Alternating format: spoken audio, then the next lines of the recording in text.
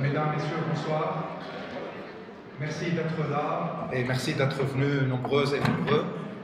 Tous les remerciements au Festival Syrian Effet et à toutes celles et ceux qui ont organisé cette rencontre et cet événement en général qui nous rappelle que la question syrienne est toujours présente, que le drame ou la tragédie qui se déroule à 4h30 de là suscite quand même des questionnements, des engagements. Et on va essayer ce soir de parler de la Syrie, mais aussi de parler de la Palestine à travers des interventions, à travers une discussion, et puis à travers des commentaires et des questions que vous allez pouvoir poser. Je suis ravi d'être avec Hannah Jaber, qui est chercheuse, qui a travaillé au Collège de France, à Arab Reform Initiative, et qui a beaucoup écrit sur les questions de réfugiés, notamment les réfugiés palestiniens. Et Jean-Paul Chagnolot, qui est écrivain, qui est président de l'IREMO, et son dernier livre avec Pierre Blanc, c'est Moyen-Orient, des idées reçues sur une région fracturée, c'est ça, qui est sorti il y a quelques mois et que je vous conseille parce qu'il évoque notamment toutes les questions de nuances par rapport à ce qui se passe dans cette région du monde. Ce que je vous propose, c'est une rencontre en 3 parties. La première, on va donner la parole à Jean-Paul puis à Hannah pour parler des récits historiques et en même temps des trajectoires de la nation syrienne et de ce qui devait être une nation palestinienne, la Palestine occupée, et puis de parler des questions de réfugiés, les Syriens et les Palestiniens aujourd'hui, les 2 nations qui ont été forcées en partie à l'exil, et donc on va parler des itinéraires de millions de réfugiés et qu'est-ce que cela signifie dans le Moyen-Orient et dans le monde. En deuxième temps, on parlera de la situation actuelle en Palestine et en Syrie, puis on aura une séance, une 3e partie de questions-réponses. Donc sans trop tarder, je donne la parole à Jean-Paul Chagnolot, qui va commencer par un récit historique. Il va couvrir à peu près un siècle en 15 minutes, si cela va être possible. Bien, bonjour, et je me lève parce que comme ça je peux voir un peu les personnes qui font, et inversement. Donc effectivement, je vais faire quelque chose de très, très modeste, je voudrais juste essayer de poser quelques questions.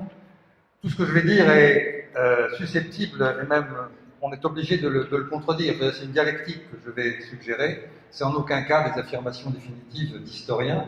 Je suis politiste d'ailleurs, je ne suis pas historien. Donc l'idée, c'est d'essayer de voir le cheminement de ces nations syriennes et palestiniennes, et comme vient de le dire Ziad, en prenant les choses à un moment donné, qui est la période, qui est à mon avis la période fondamentale, fondatrice quelque part, c'est-à-dire autour des années 20, avant 1920 et après. Mais auparavant, juste 2 remarques. La première remarque, c'est que quand on parle de nation, je crois qu'il faut qu'on soit d'accord sur une idée, que je crois juste, maintenant ça peut se discuter, qu'on est dans la construction nationale, c'est pas une donnée. Donc il y a, selon les périodes, selon les moments, des constructions nationales qui peuvent échouer, qui peuvent reprendre, et qui peuvent à un moment donné s'affirmer, se consolider. Et la deuxième idée que je voudrais aussi mettre en introduction, c'est l'idée de bifurcation.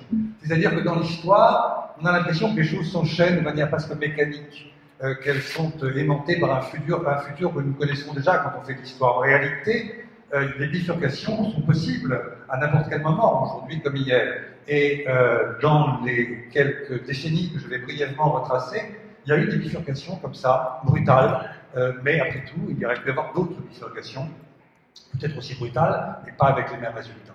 Alors à partir de là, je voudrais dire 3 choses. La première chose, c'est qu'au fond, d'une certaine façon, et en reconstruisant un peu l'histoire, on pourrait dire que Palestiniens et Syriens auraient pu constituer une même nation, ou en tout cas un même État. Si on prend la question alors je n'ai pas le temps de le faire, mais si on prenait la question en 1900 par exemple, ce serait assez passionnant de voir quelles étaient les réactions, les analyses des élites politiques, qu'ils soient à Damas, à Alep, à Jérusalem, à Beyrouth ou à Amman. Et donc on avait évidemment une perception très particulière qui se situait complètement dans l'Empire ottoman. Je n'ai pas le temps de détailler ça, mais il faut partir de là, je crois que c'est fondamental.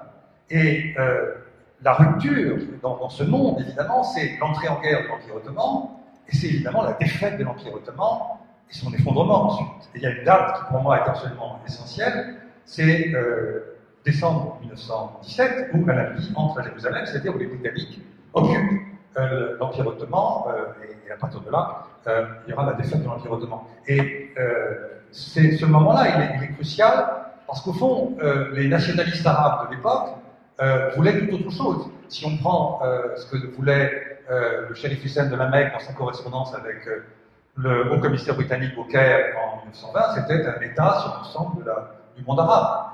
Et quand on prend Faisal, qui est le fils du shérif Hussein, quand il est à Paris, c'est en février 1919, eh bien, qu'est-ce qu'il dit? Il veut un État sur la zone qui est essentiellement, on pourrait appeler Bilal al-Sham, qui va de Damas jusqu'à Jérusalem, toute cette zone-là, et un peu plus loin, les frontières ne sont pas fixées.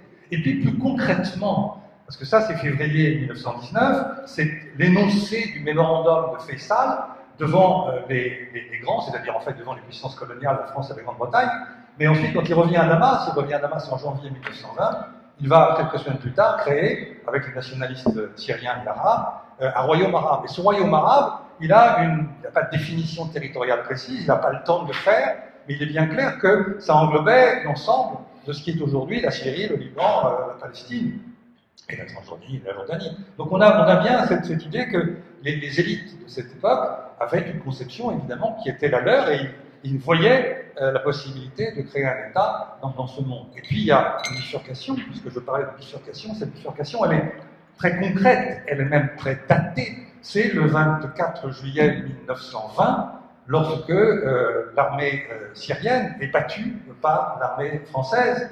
Ça dure quelques heures, ce combat qui est complètement asymétrique.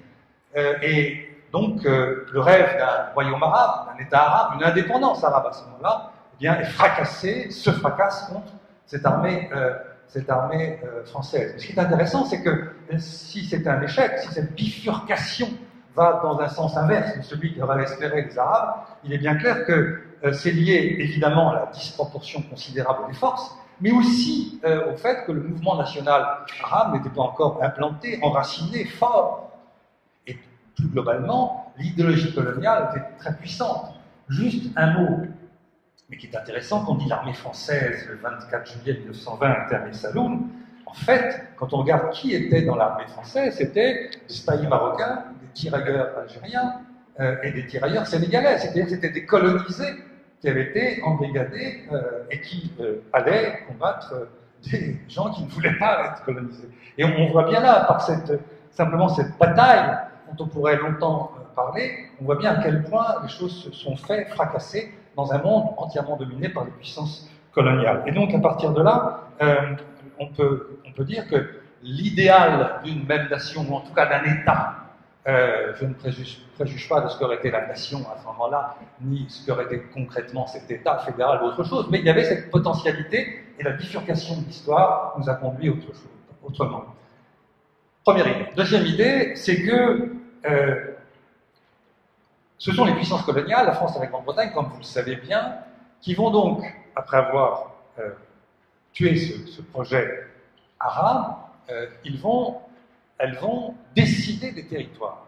Autant le royaume arabe de Faisal n'était pas fixé dans les frontières, autant les puissances coloniales vont décider des frontières. C'est une chose bien connue, c'est les accords Sykes-Picot, c'est la conférence de San Remo en avril 1920, qui nous donne cette structuration territoriale. Et c'est important parce que c'est dans cette structuration territoriale imposée de l'extérieur que vont se développer les nationalismes et les confrontations contre les puissances coloniales. Et là, les destins des uns et des autres seront des destins séparés territorialement, mais en même temps, ils ont à assumer des défis qui sont assez comparables jusqu'à un certain point. Le défi, c'est qu'ils sont évidemment sous occupation militaire, les uns comme les autres, mais ils ont à assurer un défi assez considérable qui est la fragmentation. La fragmentation pour les Syriens, c'est la fragmentation territoriale.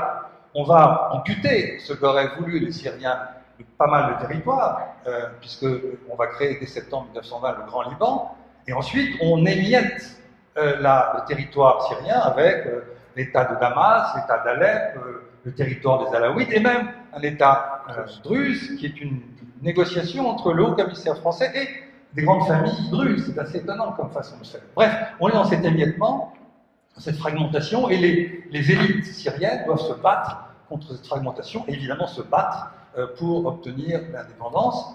Du côté palestinien, il y a aussi un autre type de fragmentation. Cette fragmentation, elle est plus profonde, est encore plus grave, parce que c'est une fragmentation que je qualifierais d'identitaire. La formule est un peu excessive peut-être, mais c'est l'idée que, évidemment, la question du sionisme est fondamentale.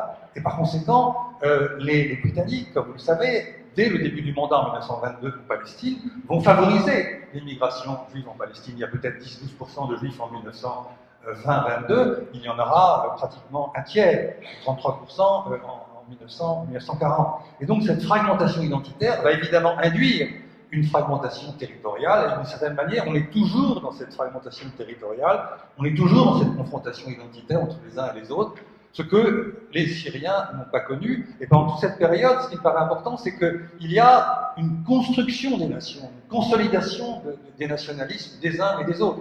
On pourrait prendre, par exemple, 1936 comme moment crucial où les Palestiniens, qui pouvaient être assez dispersés sur le territoire de la Palestine, se retrouvent dans un combat contre les Britanniques et contre le mouvement sioniste. Et ça, évidemment, ça fédère et ça construit, ça cimente une démarche nationale. Ce qui est important, c'est que ces confrontations qui ont lieu en Palestine, qui ont lieu en Syrie, elles n'auront pas, évidemment, le même destin, la même issue, puisque au même moment, à 2 ans près, les Syriens obtiennent leur indépendance en avril 1946, alors que 2 ans plus tard, les Palestiniens échouent complètement, c'est la catastrophe, c'est la Nakba. En quelque sorte, les Syriens entrent dans l'histoire avec leur État, leur indépendance, même si ce n'est pas sur le territoire que beaucoup auraient souhaité, alors que les Palestiniens sortent de l'histoire, ils sont complètement oubliés à partir de là, et le nationalisme palestinien qui commençait à prendre forme est vraiment comme décapité.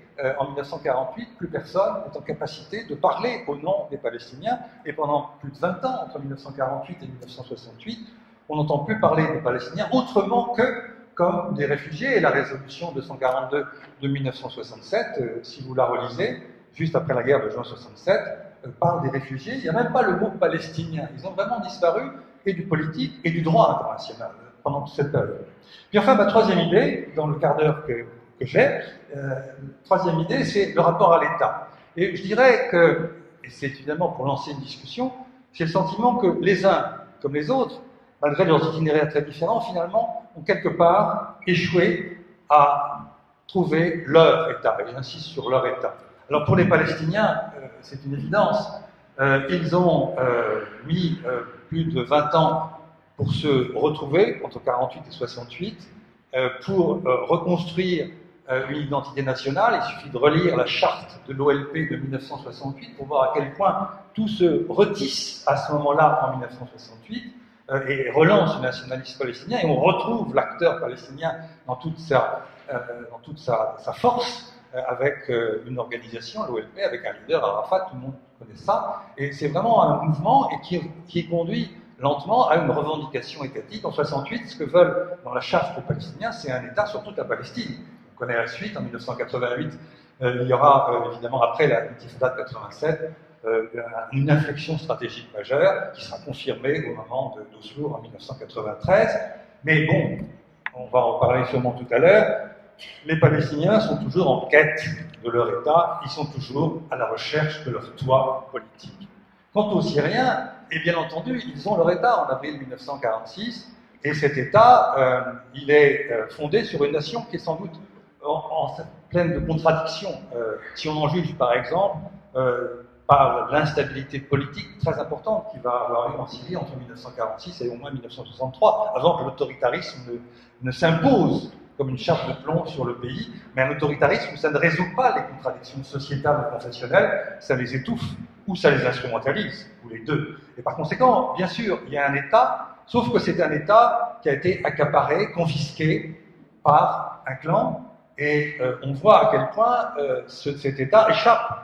Alors, à combien? À une partie de la population syrienne? À la nation syrienne? Je laisse à mes amis syriens le soin de répondre à ce genre de questions, qui sont fondamentales. Mais il est bien clair que cet État n'est pas le leur. Ce n'est pas le leur. Moi, je me souviens d'une lecture, il y a longtemps, d'un livre de Michel Seurat et d'Olivier Carré, les frères musulmans, dans lequel il y avait une citation de Rifat al-Assad au moment de Hama, en 1982. Et ce Rifat al-Assad disait, si on doit tuer 1 million, si on doit avoir 1 million de morts pour la révolution, eh bien nous aurons 1 million de morts. Et quand j'avais lu ça à l'époque, je me disais, il faut prendre cette phrase au sérieux, et en même temps quelque chose me disait, c'est impossible qu'on aille jusque-là, dans l'appropriation de l'État, dans cette volonté à tout prix, et on sait bien ce que veut dire à tout prix, conserver le pouvoir et avoir l'État. Eh bien, à partir de 2011, c'est pas 1 million de morts, mais c'est pas une question de chiffres, c'est l'idée que, oui, c'est possible qu'un État écrase une partie de sa population, et donc finalement, les Syriens n'ont pas leur État. Ce sera une question qu'on pourra se poser. D'une certaine manière, il y a un échec des Palestiniens et quelque part un échec de la nation syrienne. Encore que, qu'est-ce que ça veut dire un échec? En tout cas, cette difficulté d'avoir un État qui soit véritablement le leur. Et pour terminer, il me reste 2 minutes. Pour terminer, conclusion, il y a un mot que j'ai utilisé au début, que j'ai réutilisé par moment et auquel je tiens, c'est bifurcation. Nous sommes aujourd'hui dans une situation d'impasse. On va y revenir. Impasse pour les Palestiniens, impasse tragique pour les Syriens, évidemment. Et donc, on pourrait penser que l'histoire est finie, que l'histoire se termine. Et beaucoup de gens peuvent être fatigués de tout cela, et en particulier de toute cette génération qui a porté depuis 20 ou 30 ans ces combats politiques. Et en même temps, moi, je crois que ça n'a pas de sens de penser que l'histoire se termine. C'est une séquence qui est effectivement une séquence très tragique, mais il peut y avoir demain d'autres bifurcations. Je crois que les valeurs qui sont en question, celles de la liberté et celles de la justice, eh bien, sont assez fortes pour rassembler d'autres personnes qui viendront se battre. Le combat continue. Et bien entendu, à chaque fois, pour la Palestine, c'est une évidence, on pourrait presque le situer génération par génération, ce sont les jeunes qui viennent et qui reprennent le flambeau au nom de la liberté, au nom de la justice. Au nom de la liberté, ça veut dire évidemment avoir un État qui soit le sien, et pour les uns et pour les autres. Et quant à la justice, ça veut dire que tous les crimes qui ont été commis ne doivent pas rester impunis. Il faut que les auteurs de ces crimes, un jour ou l'autre, soient déférés devant les tribunaux et jugés, c'est bien clair, même si le temps qu'il faudra pour qu'on y arrive risque d'être encore long. Voilà, donc tout ça pour dire que malgré toutes ces séquences complexes, les bifurcations peuvent arriver, inattendues, et donc le combat continue. Je vous remercie.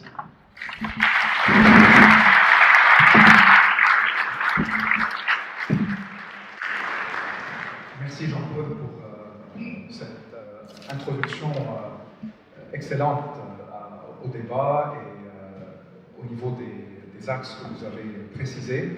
Hannah Jaber, un peu sur les réfugiés palestiniens puis syriens et comment on peut faire, peut-être pas une comparaison, mais comment on peut lire les liens entre les deux cas.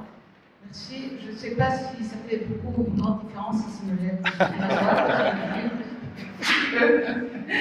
mais je vais quand même lever. À vrai dire, j'ai travaillé pendant plusieurs années sur les réfugiés syriens, depuis 1948 jusqu'en 1994. Et lorsque, en 2011, le conflit syrien a commencé, quelque chose comme une sorte d'intuition de ce que le conflit était en train de devenir, tout de suite, j'ai commencé à m'intéresser à la question de l'exode syrien, parce que quelque chose dans les dynamiques qui étaient en œuvre faisait que les observateurs s'attendaient à des masses, un exode massif très très fort à partir de 2011 déjà. Donc en fait, je commencerai par dire deux choses. C'est que du coup, avec les deux terrains d'intérêt, les deux champs d'intérêt combinés, pour moi, il me paraissait important, voire nécessaire, de lier de manière ou d'une autre ces deux exodes et de les regarder l'un de les comparer ou de les inscrire l'un par rapport à l'autre. Ces deux exodes, qu'il s'agisse de l'exode palestinien ou de l'exode syrien, constituent en fait ont profondément marqué les sociétés locales, mais ils ont aussi constitué un tournant dans l'histoire régionale et dans l'histoire internationale. L'exode syrien, en Palestine, l'exode palestinien Et le traitement international de l'exode palestinien était une première dans l'histoire des réfugiés, dans l'histoire contemporaine. Jusque-là, le traitement des réfugiés, ou la question des réfugiés, était réservé aux migrants européens et aux réfugiés européens au mouvement d'exode issus de la Seconde Guerre mondiale. Je parle par exemple des réfugiés d'Espagne en 1938, je parle des réfugiés qui sont partis en Amérique latine, etc. Et le traitement de ces questions était, donc au lendemain de la Seconde Guerre mondiale, était traité d'État à État, et par conséquent, la question des réfugiés s'était limitée à ces questions-là. Entre-temps, la guerre froide se mettait en place, et la question des réfugiés, ou l'élaboration d'une convention qui allait devenir petit à petit la Convention de Genève, des conventions de Genève en 1951, allait faire émerger cette catégorie de réfugiés et l'inscrire dans le cadre de la guerre froide et donc dans le cadre de mobilité individuelle des opposants politiques de pays de l'Est ou de la Russie vers l'Europe ou inversement.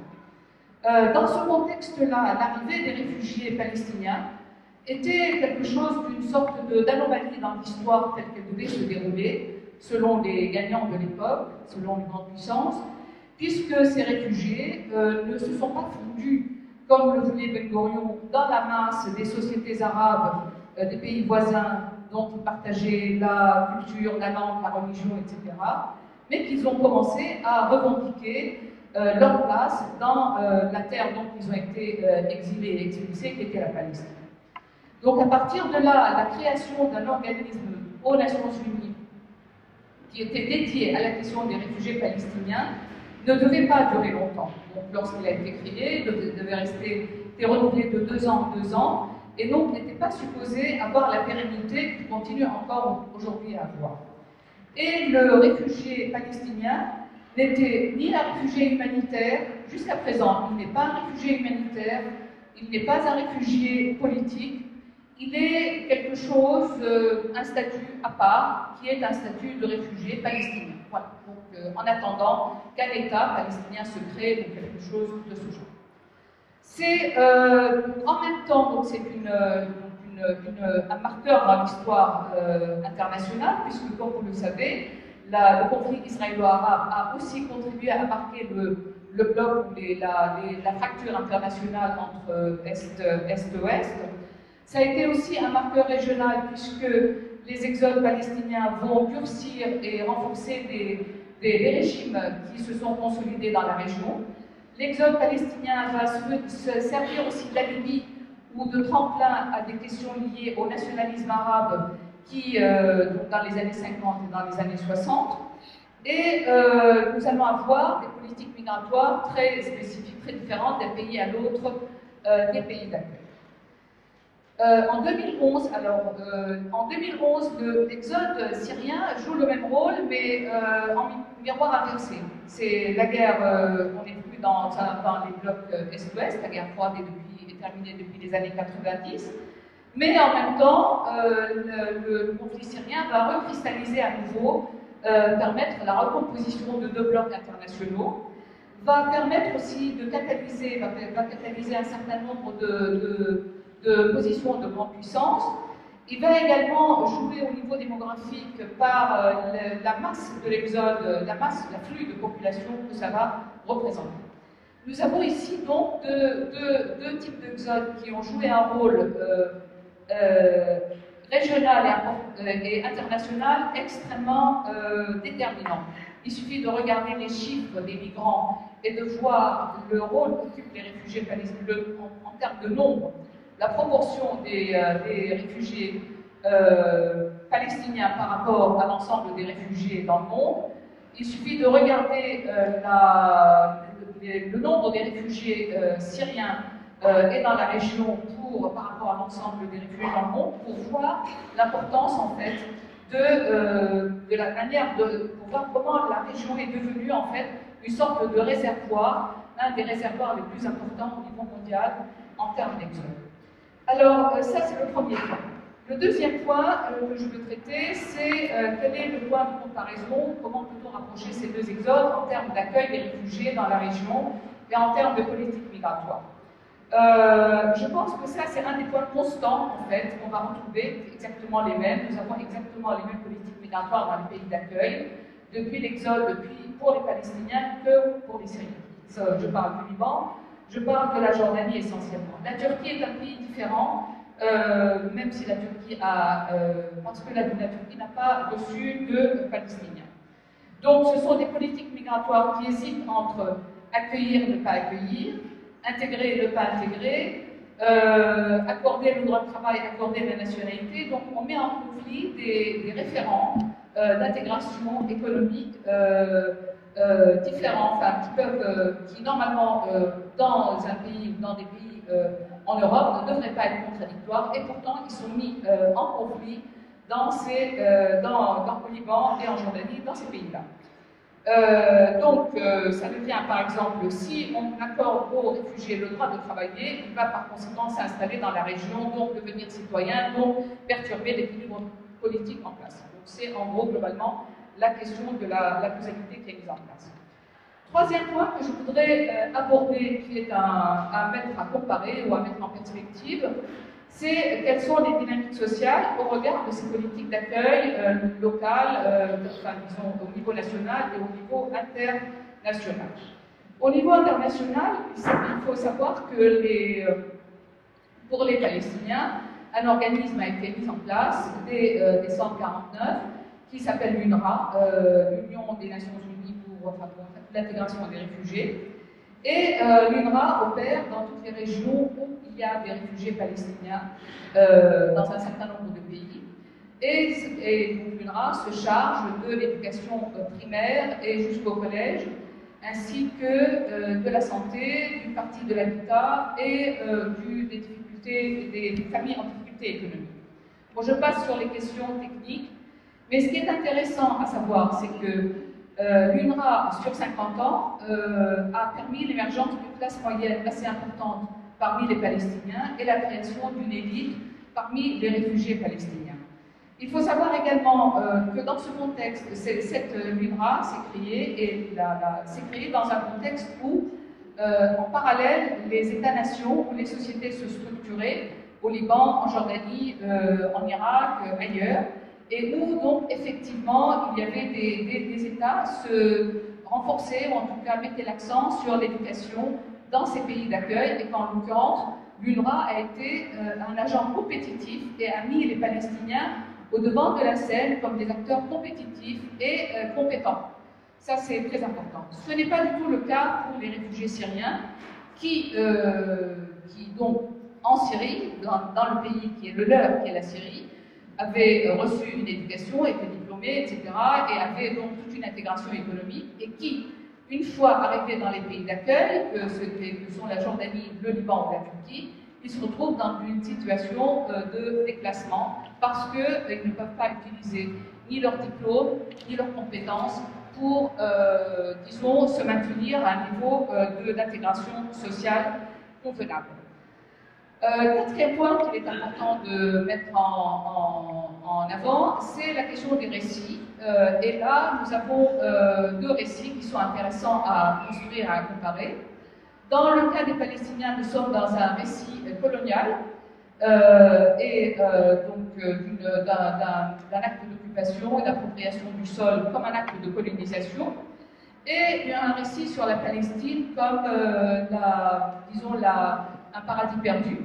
Ça peut se comprendre et ça peut s'expliquer par des raisons historiques, qui étaient le fait que dans les années 40, cette région-là du monde, qui était le Levant, était une région extrêmement très prospère économiquement. C'était là où l'Europe de la Seconde Guerre mondiale s'approvisionnait en vivres.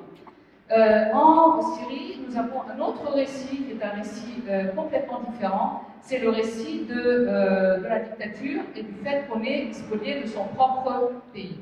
Donc, ce sont deux récits sur les rapports de domination qui seraient très intéressants à comparer et à étudier.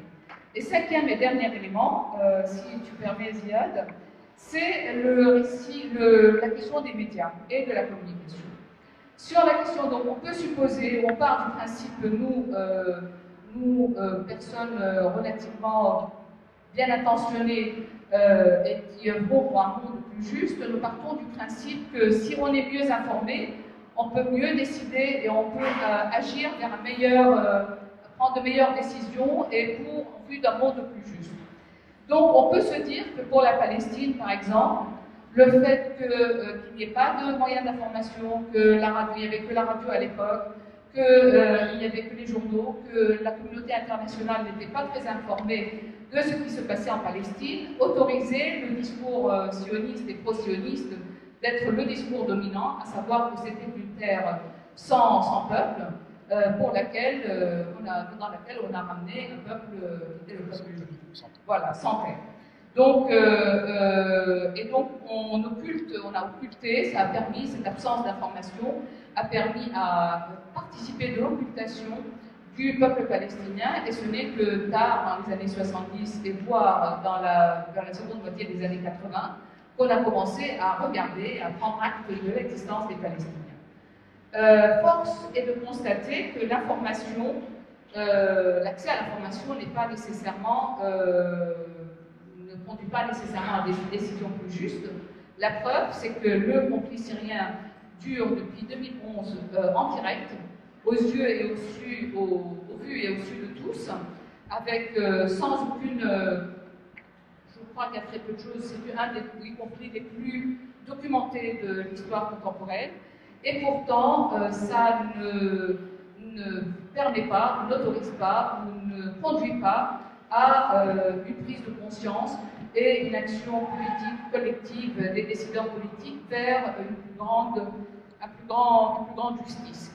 Je pense que je vais m'arrêter là, et puis on laisse les choses le reste des... Voilà, merci.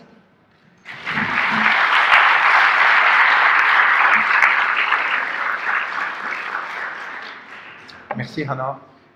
On a maintenant la deuxième partie pour parler un peu de la situation actuelle avant d'ouvrir en troisième partie la possibilité à l'échange avec vous. Donc, je souhaite, pour lancer la discussion avec Jean-Paul et Hannah, dire 3 ou 4 choses sur la situation actuelle, notamment par rapport à cette comparaison, si elle peut exister, entre la Syrie et la Palestine. Il y a de plus en plus un sentiment aujourd'hui par rapport à la question syrienne qu'on assiste à une sorte de palestinisation de la Syrie, dans le sens où il y a pas mal de choses qui se répètent d'une manière ou d'une autre. Il y a premièrement la question de l'impunité. Israël a été depuis 1948 un État impuni dans la région. Cela a permis à plusieurs régimes arabes, au nom de la lutte contre l'impunité israélienne, de devenir impunis eux-mêmes et de justifier leur mainmise sur le pays et sur la société en prétendant vouloir combattre pour la Palestine. D'ailleurs, dans le cas syrien, c'est tellement flagrant et les anecdotes entre la Syrie et la Palestine sont assez marquantes. Il y a d'un côté le fameux échange entre Hafez el-Assad et Yasser Arafat. Assad disait que la Palestine, c'est le sud de la Syrie. Il ne le disait pas en tant qu'historien, ni pour rappeler 1920 et l'effondrement du monde ottoman, mais il le disait afin de justifier une volonté de mettre la main sur la cause palestinienne. Et Arafat répondait « Non, la Syrie, c'est le nord de la Palestine ». Puis il y a, pour les Syriens qui connaissent le système, une des branches de torture les plus importantes en Syrie, une des prisons politiques les plus importantes, s'appelle la branche Palestine. Et donc c'est une métaphore aussi qui montre comment ces régimes-là, notamment le régime syrien, ont utilisé la Palestine pour emprisonner leur propre peuple et pour prétendre qu'au nom de cette Palestine-là, qu'ils veulent libérer un jour, ils s'autorisent toutes sortes de massacres du peuple syrien lui-même. Aujourd'hui, l'impunité en Syrie est, je ne peux pas dire une conséquence, mais fait partie de cette série d'impunités que connaît le Moyen-Orient depuis les années 40 déjà. Comme les États-Unis ont utilisé le veto à maintes reprises pour protéger l'occupation et la colonisation israélienne, la Russie aujourd'hui fait la même chose avec la Chine, 13 vétos déjà pour protéger le régime syrien. Donc ça a transformé le Conseil de sécurité qui devait être un garant du droit international, de la paix internationale, en un organisme bloqué, paralysé, incapable d'imposer des résolutions avec un minimum de justice. Puis il y a la question des réfugiés et ce que certains Syriens déjà appellent un droit de retour. Les Palestiniens, il y a le droit de retour, le fameux droit de retour, la résolution 194, un droit qui n'a jamais été respecté. Du côté syrien, toutes les questions du retour et de la reconstruction sont également utilisées aujourd'hui, bien qu'aucun retour n'est possible. Il y a en Israël une loi qu'on appelle la loi de l'absent, Qanun Ra'eb.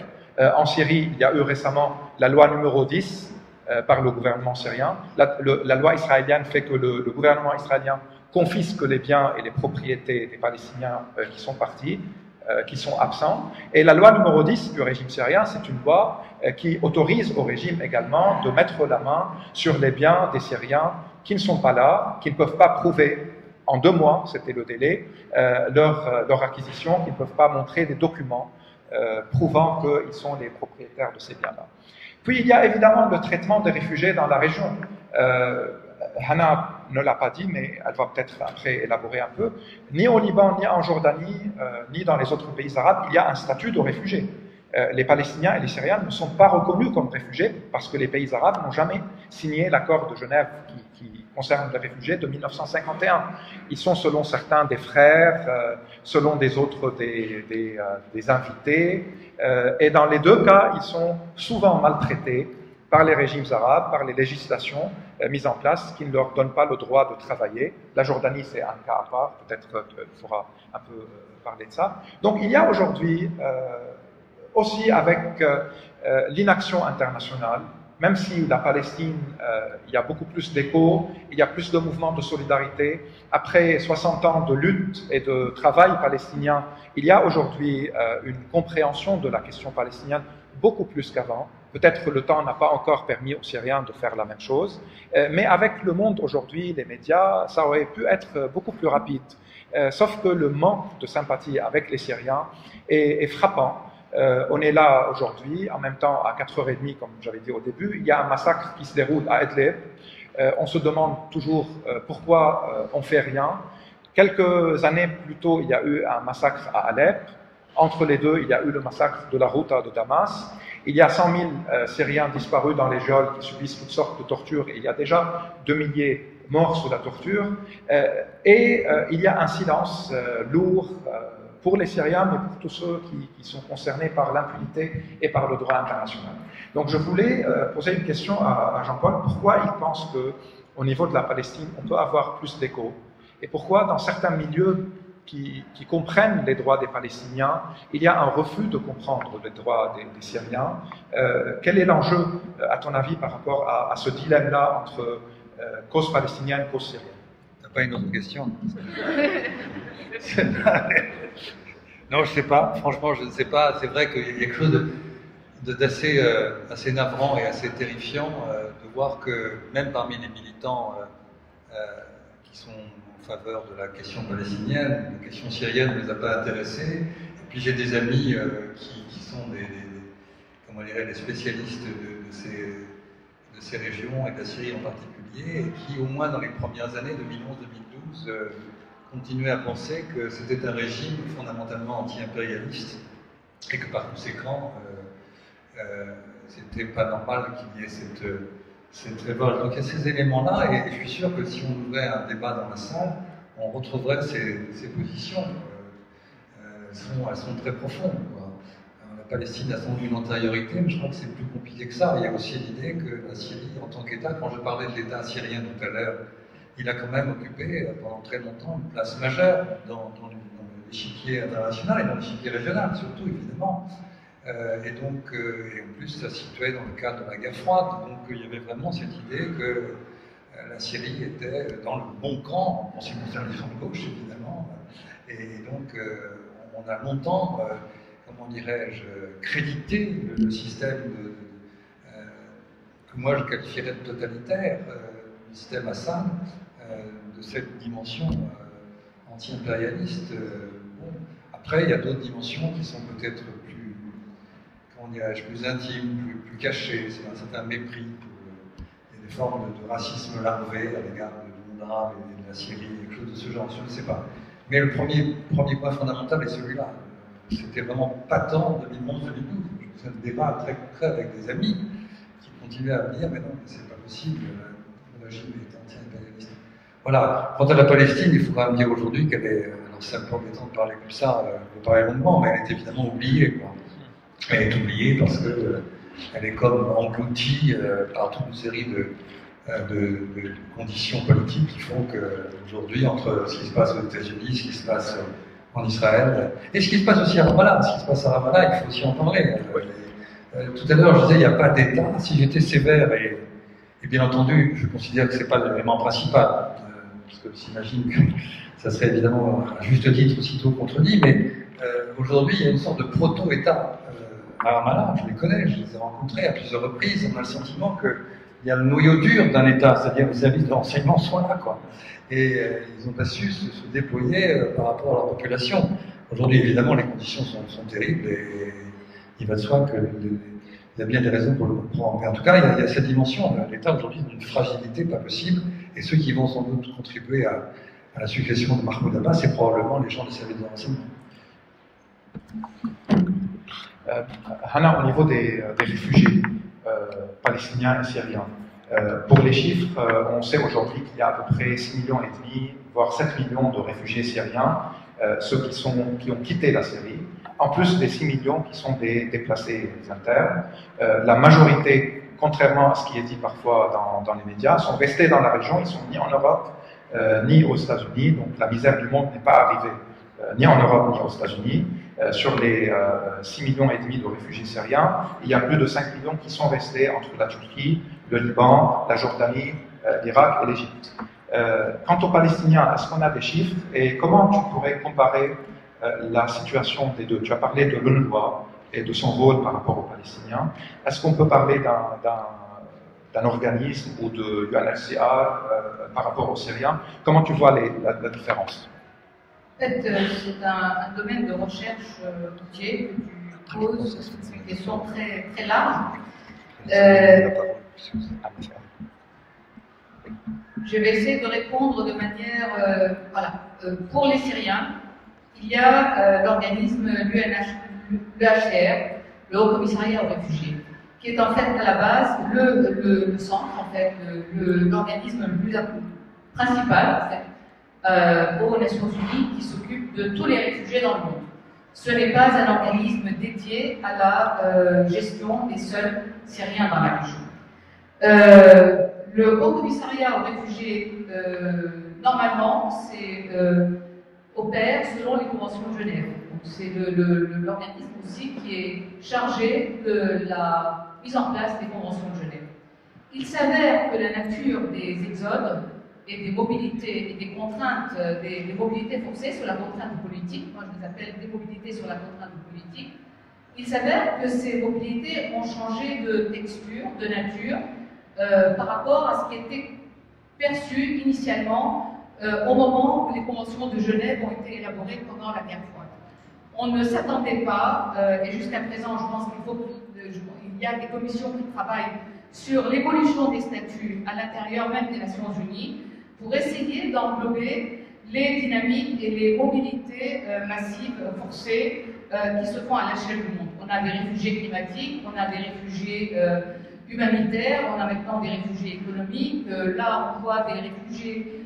donc on a toutes sortes de mobilités qui n'étaient pas du tout dans le logiciel de la Seconde Guerre mondiale, la période après la Seconde Guerre mondiale. Donc pour les réfugiés dans la région, il y a en Jordanie 2 millions de réfugiés palestiniens, donc ça ce sont ceux qui sont recensés par l'UNRWA. Il y a en Palestine même 2 millions environ de réfugiés palestiniens, 1,5 million à Gaza et en Cisjordanie. C'est intéressant de voir qui ont fui la Palestine de 1948 vers la Palestine centrale, c'est-à-dire vers la Cisjordanie et vers Gaza. C'est intéressant de voir que l'UNRWA, qui est chargée de la gestion de leurs affaires, n'est pas aujourd'hui en Palestine, mais elle est située au Caire. Donc, parce que, pour des questions internationales. Au Liban, les chiffres sur les réfugiés palestiniens varient. Je pense que visiblement, ils sont beaucoup moins que que les chiffres annoncés. On parle d'environ 200 000. En Syrie, on parle de 150 à 200 000. En fait, ces chiffres-là, ce sont des indicateurs. En tant que tels, ils ne disent pas grand-chose. Parce que il y a beaucoup parce que la définition même du réfugié répond à des critères administratifs qui ne sont pas toujours respectés par les uns ou par les autres, que les gens ne sont pas toujours obligés de respecter. Par exemple, en Jordanie, comme les réfugiés ont la nationalité jordanienne, ils peuvent se faire enregistrer auprès de l'UNRWA pour faire prévaloir à un moment donné leur droit au retour, mais ils sont par ailleurs réfugiés, ils sont par ailleurs citoyens jordaniens. Du coup, ils se font enregistrer s'ils le veulent. C'est une option, ce n'est pas une obligation. En revanche, en Syrie et au Liban, l'enregistrement auprès de l'UNRWA est une obligation administrative parce qu'autrement, ceux qui ne sont pas enregistrés n'ont aucun document administratif. C'est quelque chose d'assez important à prendre en compte, la question de l'enregistrement et de la documentation administrative des individus. Pour les réfugiés syriens, la question est plus complexe. Comme le disait Ziad tout à l'heure, les pays de la région, que ce soit le Liban, la Jordanie et la Turquie, ne sont pas signataires de l'intégralité des conventions de Genève. La Turquie a signé en partie, avec des réserves, les accords de Genève, mais elle ne les applique qu'aux Européens. Elle ne les applique pas aux autres nationalités. Le Liban et la Jordanie ne sont pas signataires des accords. Et ils ne sont pas des signataires de ces accords, justement avec l'argument ou l'alibi principal qui est mais si nous signons les accords de Genève, ça veut dire que les Palestiniens qui sont chez nous deviennent des réfugiés politiques, ça veut dire que nous devons leur accorder la citoyenneté jordanienne, ça veut dire qu'ils perdent leur droit au retour, ça veut dire qu'il n'y aura plus de questions palestiniennes. Or, nous, État libanais voilà, nous voulons, et Syriens et Jordaniens, nous voulons qu'il y ait un État palestinien. Donc, du coup, avec l'arrivée des Syriens, des réfugiés syriens, les Syriens, quand ils arrivent au Liban jusqu'en 2015, ils arrivaient, ils entraient, ils sortaient sans visa. C'était sur simple document d'identité. À partir de 2015, les frontières ont été fermées. Il faut une autorisation d'entrée. Il faut quelqu'un qui vous accueille dans le pays d'accueil, que ce soit au Liban ou en Jordanie, et même maintenant en Turquie. Donc, les questions, et ceux qui étaient déjà résidents, les Syriens qui étaient résidents en Jordanie, étrangement, ont été intégrés et rajoutés au nombre des réfugiés, alors qu'eux, ils avaient toujours vécu en tant que Syriens en Jordanie.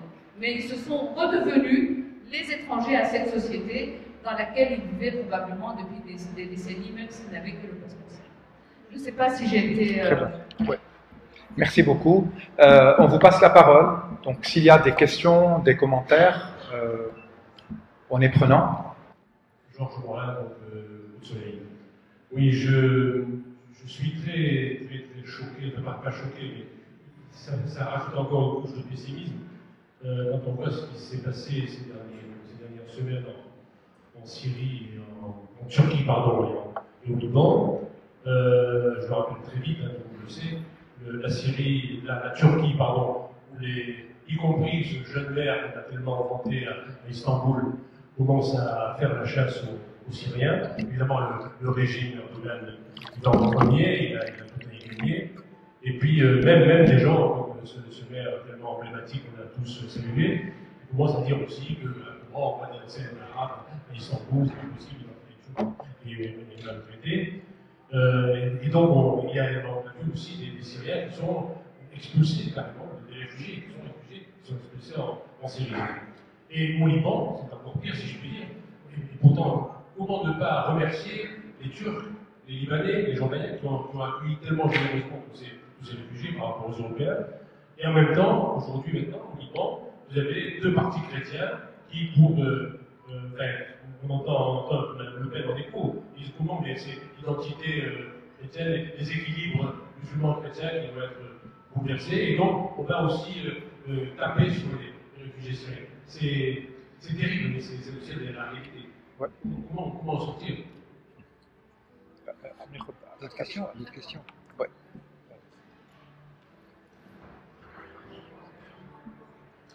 Oui, j'ai entendu dire et j'ai lu que quelques années, peut-être 2 ans avant le déclenchement de la guerre en Syrie, il y avait eu une grande sécheresse qui avait obligé 1 million ou 1,5 million de personnes de migrer, qui avait déclenché une montée des prix du pain, et que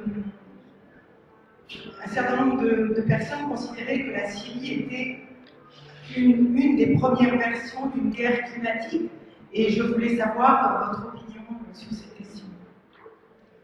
Parfait. Une troisième intervention. Ah, pardon. Bonsoir, j'avais juste deux questions. Vous avez évoqué l'argument des États arabes pour non ratifier la Convention de Genève. Je voulais savoir si vous trouviez ça valable ou pas, et enfin, pourquoi. Et aussi, il y a le discours libanais actuel qui demande aux réfugiés syriens de rentrer chez eux. Donc j'aimerais juste avoir quelques arguments contre cette volonté. Merci. Monsieur. Oui, oui, on prend 4 ou 5 et après. Bonjour, je voulais, s'il vous plaît, vous remercier. Déjà, je voulais vous remercier pour cette intervention très intéressante. Je voulais savoir, s'il vous plaît, si on a moyen d'avoir une idée sur l'immigration syrienne avant la guerre, pendant l'Empire ottoman, et puis après l'indépendance, et avant la guerre civile de 2011. J'ai compris la question. S'il y avait une immigration syrienne durant l'Empire ottoman oui. et jusqu'à avant 2011. Une dernière avant le premier round de réponse. Comment expliquer l'acharnement de certains hommes des médias saoudiens contre les réfugiés palestiniens, qui traitent de tous les noms? C'est quelque chose de vraiment ordurier, je ne veux pas utiliser de mots plus. Comment expliquer ce retournement? Ok, parfait. On aura le temps d'avoir d'autres questions certainement.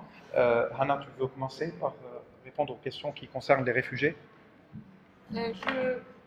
Alors, concernant les réfugiés, je dirais la première, monsieur. Moi, je dirais, je ne sais pas, Ziad suit davantage la question politique au Liban que moi.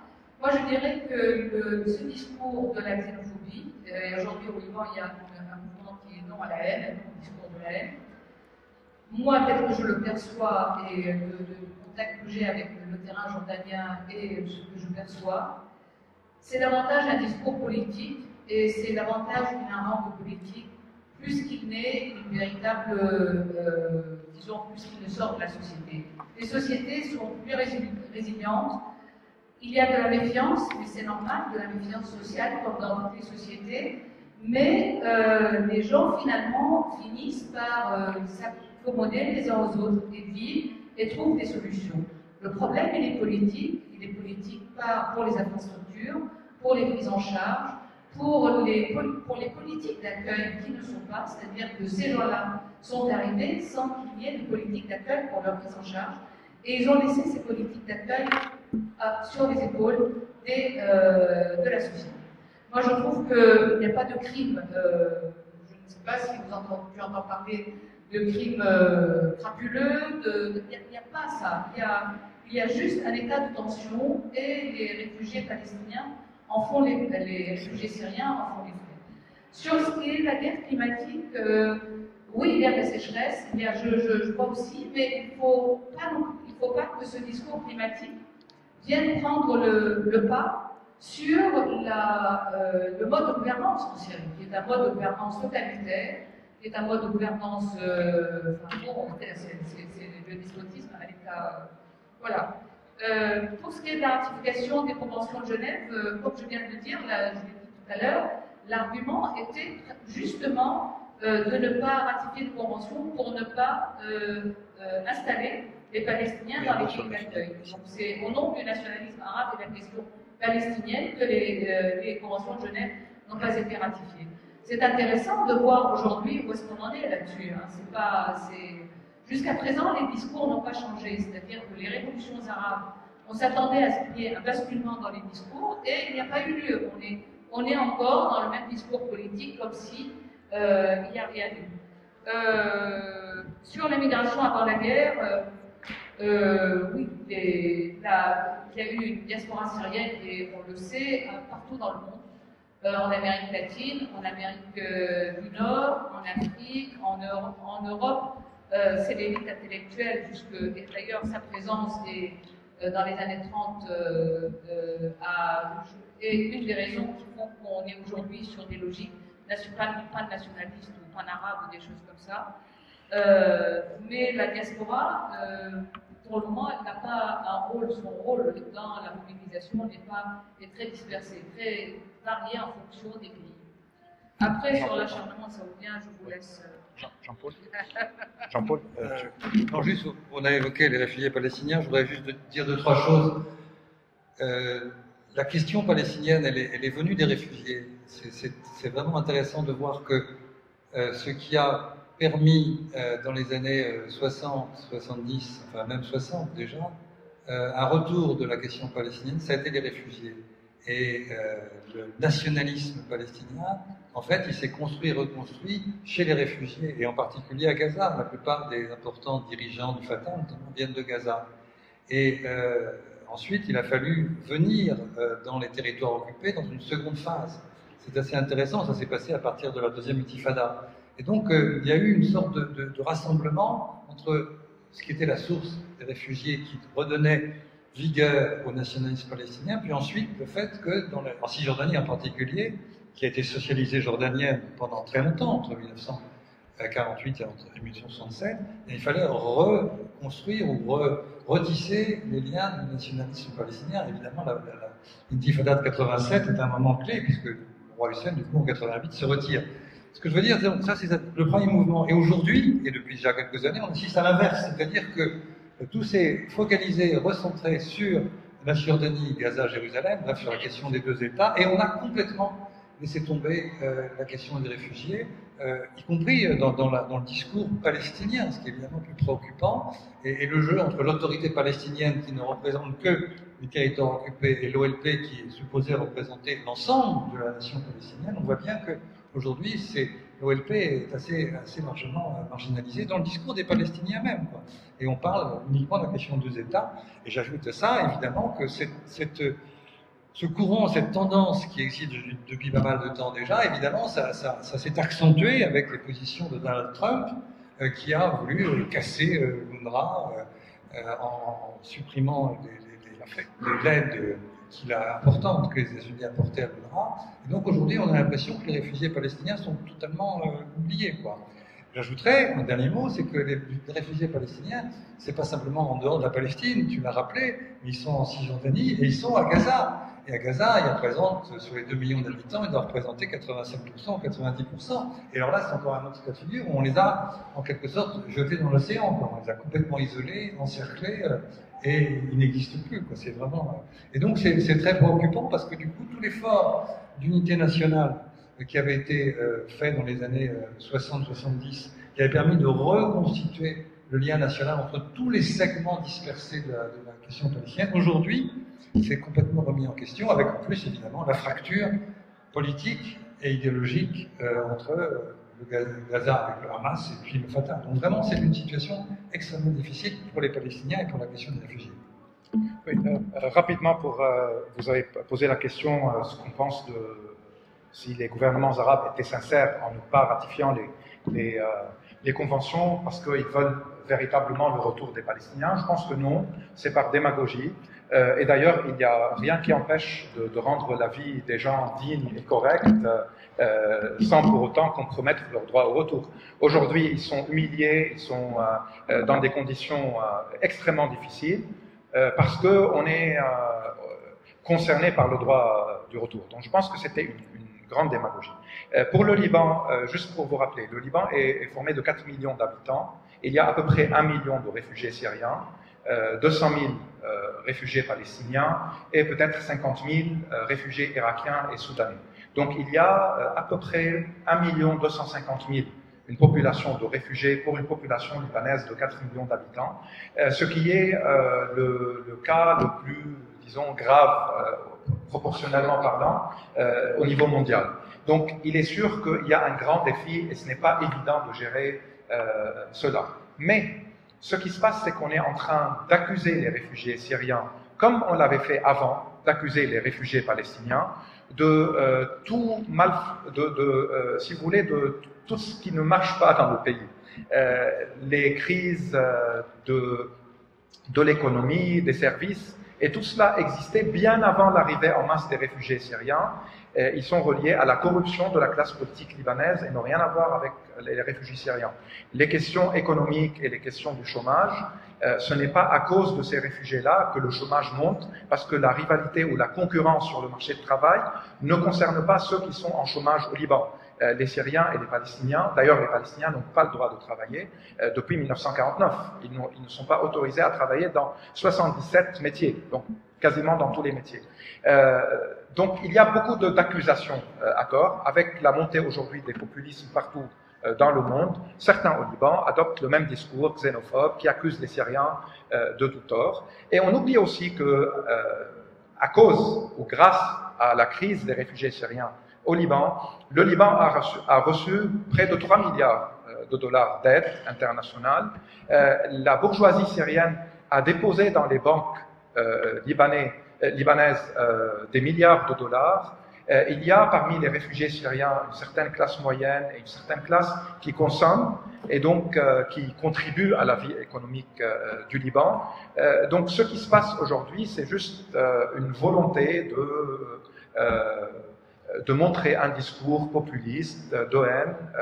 Et pour la question sur que faire s'ils sont renvoyés en Syrie, c'est contre le droit international parce qu'ils sont en danger s'ils rentrent chez eux. Il y a eu déjà des preuves de mort sous la torture ou d'arrestation ou d'inscription dans l'armée d'une manière forcée de plusieurs réfugiés qui ont été renvoyés en Syrie. Donc le Liban, selon le droit international et selon les conventions qu'il a lui-même signées par rapport à la torture et par rapport à ne pas renvoyer des gens qui peuvent subir une torture ou voire une mort, il n'a pas le droit de renvoyer.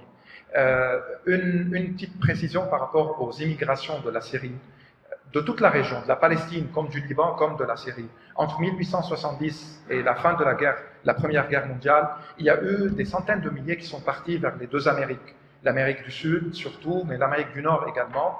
Et en Amérique du Sud, jusqu'à maintenant, tous ces gens-là, on les appelle les Turcos, parce qu'ils sont venus les Turcos de l'Empire ottoman.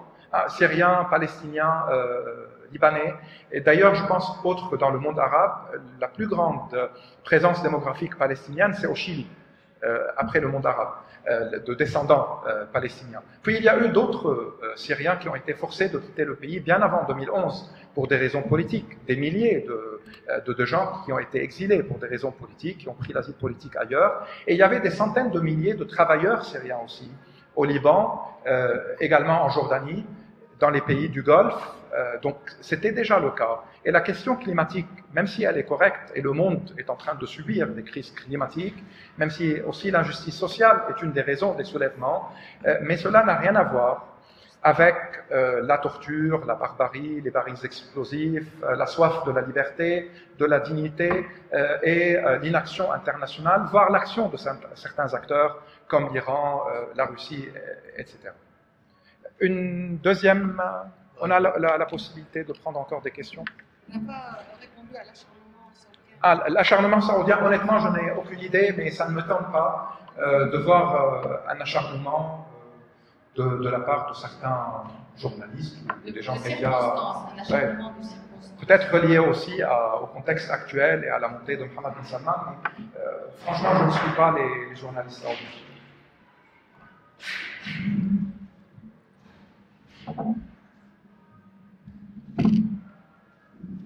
Merci pour ce débat extrêmement intéressant. Raïs Jasser, française syrienne.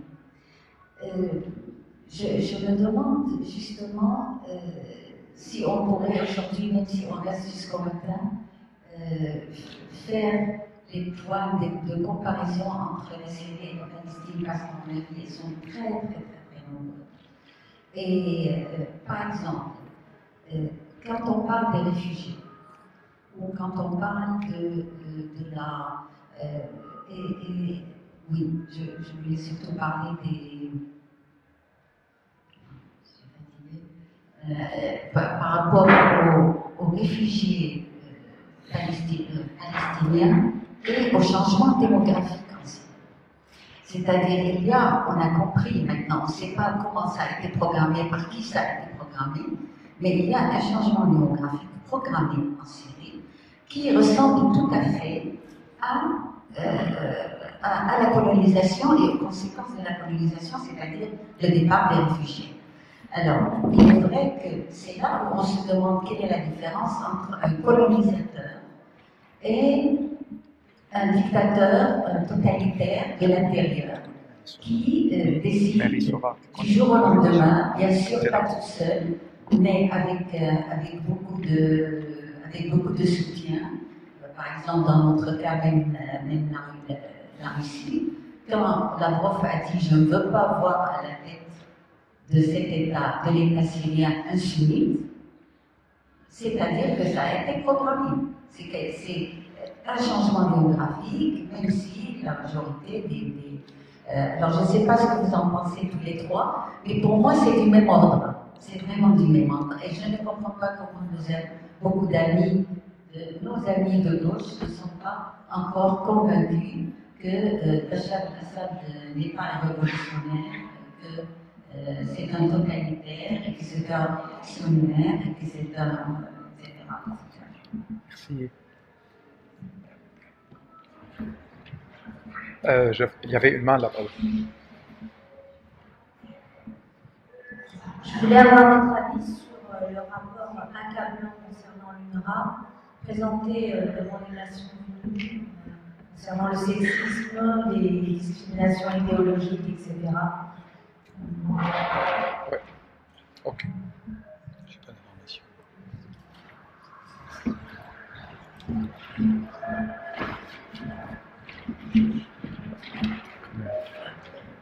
Bonjour, Marc-Antoine. Je voudrais juste dire par rapport à ce qu'elle a dit à l'UNRWA, ça a contribué à l'émergence d'une classe moyenne palestinienne, le niveau scolaire et tout ça, par rapport aux réfugiés syriens actuellement. Est-ce qu'il y a des études où on parle des niveaux scolaires, des niveaux éducatifs des réfugiés syriens qui sont dans la région du Moyen-Orient, qui sont la majorité?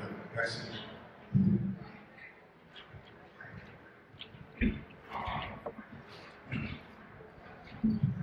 Je voudrais savoir, est-ce que le Rojava est confronté à la question des réfugiés syriens et si oui, quelle est sa politique face à ça? Pardon, quel État? Le Rojava. Qui n'est pas un État. Ok. Ok, Hannah. Je commencerai par réagir au propos de Madame. Je ne sais pas ce qui est programmé ou en tant que chercheur, on ne voit pas les choses en termes de programmation ou ce qui est programmé, on voit les faits. Ce que je peux dire, c'est que effectivement, vous faites bien le parallèle entre un dictateur et un colonisateur. C'est une question intéressante à poser pour ce qui est des rapports de domination. Mais ce qui me permet de réagir, c'est en écoutant, en me rappelant le discours tenu, un des discours du président syrien, où il parle de la société syrienne et il explique qu'en fait c'est tout un travail de plusieurs générations qui est nécessaire pour amener cette société syrienne à un minimum d'évolution, pour apprendre la démocratie, etc. Je veux dire, une sorte de philosophie justement qui perçoit, qui présente la société syrienne comme une société d'indigènes, en fait. Une société d'indigènes peu sous-développée, en fait, ignorant, sous-développée, incapable de décider pour eux-mêmes, et qu'il faut que son travail ou son rôle de gouvernant est de les amener à la civilisation. En ce sens-là, la vision que Bachar el-Assad a des Syriens est exactement la même que les colonisateurs du XIXe siècle avaient de l'Afrique. Je ne sais pas comment les sionistes percevaient les Palestiniens, ni s'ils avaient une seule fois l'intention de les rendre civilisés. À mon avis, ils avaient l'intention de les expulser. C'était pas du tout de les amener à la civilisation. Après, le rapport de l'UNRWA, honnêtement, je ne le connais pas, ce rapport. Ce serait, je ne peux pas vous le dire, je ne connais pas. Mais ça ne m'étonne pas. Sur les études concernant le niveau scolaire en Syrie, il y a des études qui commencent à être menées par différents organismes internationaux qui sont assez alarmants, ça il faut le dire, et qui sont extrêmement inquiétants sur l'avenir des générations, de ceux qui sont nés en 2011 ou de ceux qui avaient quelques années en 2011. La situation est réellement catastrophique et très alarmante, ce qui explique les mouvements de migration vaillent que vaillent vers l'Europe, parce que c'est là seulement où il y a une possibilité pour les familles d'amener leurs enfants à un niveau minimum d'éducation. Voilà. Merci. Sur la colonisation. Oui, oui, juste sur la colonisation, je crois que je ne sais pas s'il y a une programmation en Syrie, très probablement dans certains aspects. Tu as rappelé la loi numéro 10 par exemple, c'est quand même assez clair. Mais en ce qui concerne la colonisation en Palestine, elle est extrêmement énoncée, claire. Il y a un plan dont on a oublié le nom aujourd'hui, qui s'appelle le plan Drobless, le nom d'un haut fonctionnaire en 1979, qui était sous les ordres d'un certain Ariel Sharon, dans un gouvernement qui était celui de Menahem Begin, et ils ont fait un plan qui prévoyait, nous sommes donc en 79, qui prévoyait 1 million de colons pour l'horizon 2000. Et en plus, il y avait dans le plan une formulation que j'ai toujours trouvée assez extraordinaire, qui consistait à ce moment-là, il y avait quelques milliers de colons en Cisjordanie et un peu à Gaza, un peu à Jérusalem évidemment. Et dans le plan Drobless, on nommait les Palestiniens comme des minorités. On disait, ce sont des blocs de colonies qui vont encercler les minorités. Vous aviez ces concepts de blocs de colonies et d'encerclement. C'était tout de même, alors qu'il n'y avait que quelques milliers en 1979-1980.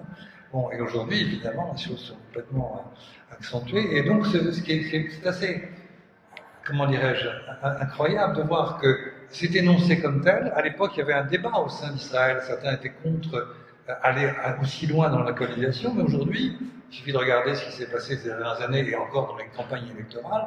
On est bien au-delà de tout ça. On est pour l'annexion des territoires. Donc, on va au bout d'un processus colonial qui est un processus colonial, sans aucune polémique de ma part, qui est un processus d'un autre âge, et qui est contraire au droit international. Si on prend la colonisation des années 1920, 25, 30, c'était conforme au droit international. Le droit international encourageait.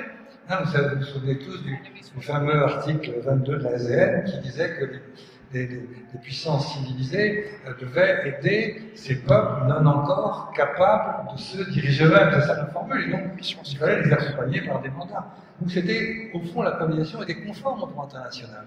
Aujourd'hui, elle est tout à fait contraire au droit international. Et même, quand on regarde les textes de près, entre la 4e Convention de Genève et les statuts de la Cour pénale internationale, la colonisation est un crime de guerre parce qu'il viole justement la 4e Convention de Genève. Donc voilà, donc là pour le coup c'est une programmation et les grandes puissances, comme l'Europe, je ne sais pas si on peut appeler une grande puissance, ont laissé faire. Aujourd'hui, malheureusement, la situation est vraiment préoccupante. Deux choses, la question de la question coloniale, de la colonisation, même s'il est difficile de faire une comparaison entre le cas israélien et le régime syrien, mais il y a pas mal de possibilités de parler de la mentalité, d'aller au-delà du politicide. Dans le cas israélien, il y avait une volonté d'imposer un politicide, c'est-à-dire d'effacer politiquement les Palestiniens et d'expulser le plus grand nombre possible, puis de coloniser la terre afin de modifier, comme vous avez dit, la démographie et de confisquer la terre. C'était l'objectif. Dans le cas syrien, on est vraiment au-delà du politicide. C'est peut-être pour des raisons juridiques difficiles de parler de génocide, mais il y a une logique d'extermination, que ce soit au niveau des actes. On est à plus de 500 000 morts, il y a des zones qui sont anéanties, il y a un bombardement aveugle qui ne vise pas des cibles militaires, donc c'est clair que c'est pour tuer. et il y a des destructions systématiques d'hôpitaux, d'infrastructures qui permettent aux gens de survivre, boulangeries, écoles, marchés, etc. Et puis il y a tout ce qui est terminologique. Bachar Assad lui-même a qualifié ses opposants de rats, il les a qualifiés de virus, ça c'est des termes qu'il a utilisés, qui sont sur son site d'ailleurs. Il s'est félicité que la société syrienne aujourd'hui se porte mieux, qu'elle est plus homogène. Il s'est félicité du fait qu'il y a aujourd'hui en Syrie un tissu social mieux qu'avant 2011, ce qui veut dire aussi que les 6 millions, 7 millions de personnes qui ont été déportés à l'extérieur du pays ne sont plus les bienvenus parce que, pour des raisons confessionnelles, ils sont à grande majorité, écrasante majorité musulmans sunnites, donc leur absence modifie la donne démographique. Et puis il y a tout ce que Hannah a évoqué, qui croise le colonialisme, comme tu l'as défini dans les années au début du siècle, cette idée qui n'est pas seulement propre à Assad, mais à la majorité des régimes arabes, qui prétendent que leurs peuples ne sont pas encore capables de construire des modèles démocratiques, qu'il faut les battre jusqu'à ce qu'ils soient adultes et après peut-être ils auront leur chance, que les gens ne sont pas suffisamment éduqués.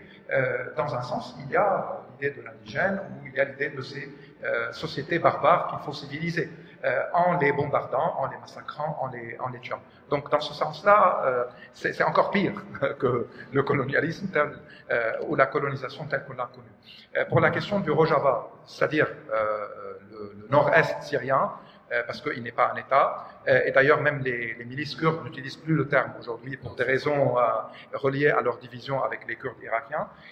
Pour le nord-est syrien, qui est aujourd'hui contrôlé par les milices kurdes et protégé par les forces américaines, il y a des réfugiés syriens, oui, d'autres parties du pays. Ils font pas des réfugiés, pardon, des déplacés internes, parce qu'on a dit qu'il y a des millions de déplacés internes syriens. Donc oui, il y a des centaines de milliers de déplacés internes, certains sont kurdes, d'autres sont arabes, et ils sont sous le contrôle des milices kurdes, et l'armée américaine a des bases militaires là-bas, et il y a pas mal de tensions entre une partie de la population et les milices kurdes. Je dis une partie, parce qu'il y a une autre partie qui probablement soutient ces milices. Est-ce qu'il y a d'autres questions, d'autres commentaires? Sinon, merci beaucoup pour la patience, l'intérêt, pour le fait que vous étiez nombreuses et nombreux, et merci à nos intervenants.